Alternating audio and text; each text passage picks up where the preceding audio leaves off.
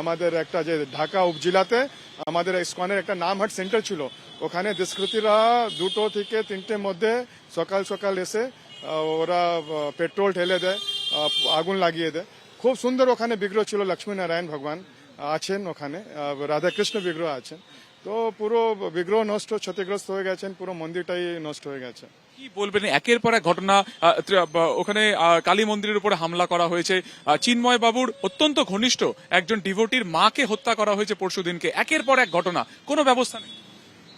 আমি কালকেও যখন দেখলাম কি ও মিড এজ মহিলা, ওনার কি দোষ ছিল? ওনার খালি আমরা দেখলাম কি আগে সোশ্যাল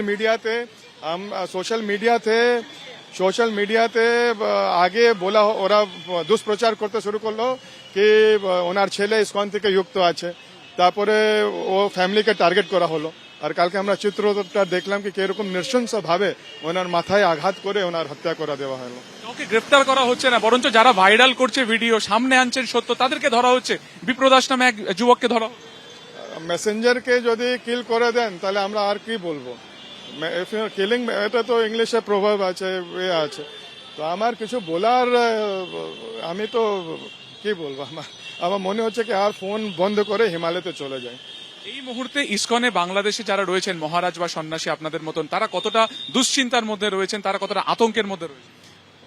অনেক আতঙ্কতে রয়েছেন ওখানকার। অলদো আমাদের যে শীর্ষ নেতৃত্ব আছেন, ওরা গভর্নমেন্টের সঙ্গে যোগাযোগ করছে, আর গভর্নমেন্টও বলছে কি আমরা ব্যবস্থা নেব, আর ওরা নিয়েওছে। মতলব আমাদের বড় বড় যে মন্দির আছে ওখানে পুলিশ আর্মি মোতায়েন করা হয়েছে।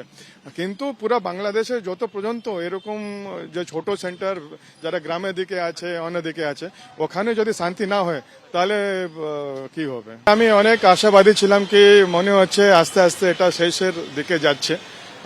আমাদের 2 দিন আগেও একটা সেন্টারে যখন হামলাকারীরা আসে তখন ভক্তরা ফোন করেছিল, তো পুলিশ আর্মি এসে ও মন্দিরটা বাঁচিয়ে নিয়েছিল।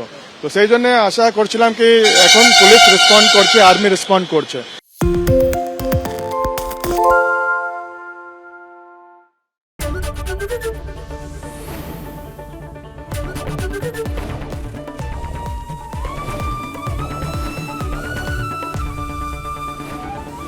এবিপি আনন্দ, এগিয়ে থাকে, এগিয়ে রাখে।